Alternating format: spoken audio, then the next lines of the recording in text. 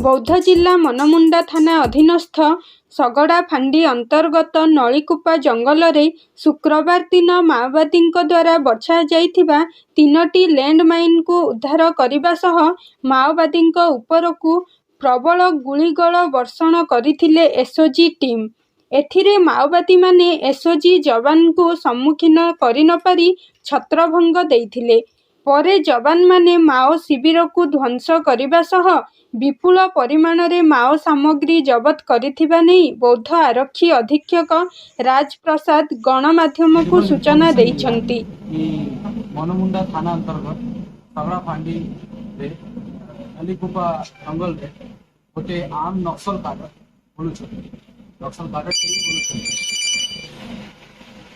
आमे शीघ्र गोटे एंटी नक्सल ऑपरेशन प्लान करी एसओजी पर्सनल के लॉन्च कर। हठात 14 तारीख मॉर्निंग रे आम नक्सल काडर आमर एसओजी पर्सनल उपरे हेले भी से माने फायरिंग कंटिन्यू रखले। इन रिटेलिएशन आमर security personnel resorted to firing. फलस्वरूप से माने छत्रभंग करी पलाइले। एई एक्सचेंज ऑफ फायर पाखापाखी 20 रु 25 मिनट चलला। सेटा पड़े आमर सिक्योरिटी पर्सन टैक्टिकली स्ट्रेटेजिकली से एरिया के बॉम्बिंग केते नक्सल रे यूजुअली व्यवहार करबार जिनिस हमें सीज करिछि, इंक्लूडिंग एक्सप्लोसिव्स।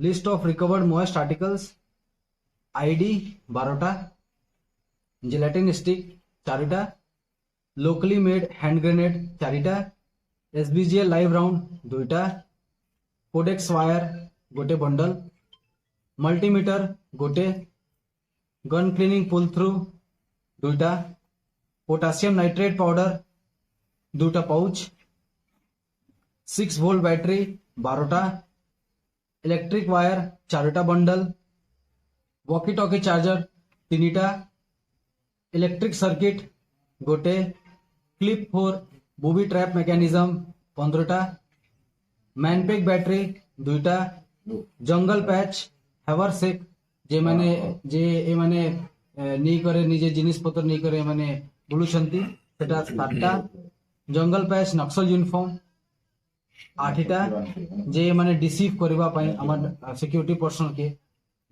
8टा, मोइस्ट लिटरेचर बहुत गुड़ा पाइछि हमें और बाकी बहुत गुड़ा तांकर रेगुलर डेली यूज व्यवहार करबार जिनिस जेथिरे हमें ब्लैंकेट 12टा पाइछि, वाटर बॉटल, मेडिसिन्स, अम्ब्रेला 21टा, प्लास्टिक बकेट्स 33टा, पॉलिथीन सीट्स 12टा, मोबाइल चार्जर गोटे, विंटर जैकेट्स 17टा, लेडीज सिविल ड्रेसेस बहुत गुड़ा, huge amount of ladies clothes, food articles like rice. सूचना प्रकार गत गुरुवार एसओजी रो एक टीम मनमुंडा थानार सगड़ा फांडी अंतर्गत नलीकुपा जंगल रे सर्च ऑपरेशन करुथिले। एही सर्च ऑपरेशन चलिथिबा बेले हठात माओवादी मानक पक्षरु गुली मरा जाइथिला। माओवादी और एसओजी मध्यरे गुली विनिमय हेबा परे कम्बिंग और सर्च ऑपरेशन को व्यापक करा जाइछि। मिलिथिबा सूचना प्रकार कंधमाल और बौद्धर 12टी एसओजी कंपानी प्राय 300 रु अधिक जवान सर्च ऑपरेशन रे शामिल होइछंती। माओवादी द्वारा जंगल रे बिछाइथिबा 3टी आईईडी लैंडमाइन उद्धार करा जाइथिबा बेले अधिक संख्यारे थाइपारे बोली संदेह करा जाउछि।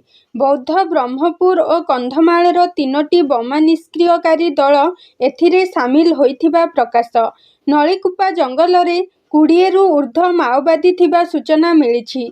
कम्बिंग ऑपरेशन रे बहु माओ सामग्री जबत होइथिबा सूचना देइछंती एसपी बौद्ध Shri Prasad. Sir code troupe sir जणा पडुछि केकेबीएन की तमरो एटा केकेबीएन डिवीजन रो केकेबीएन आमर से सर डिफिकल्ट को आईडी रो लैंडमाइन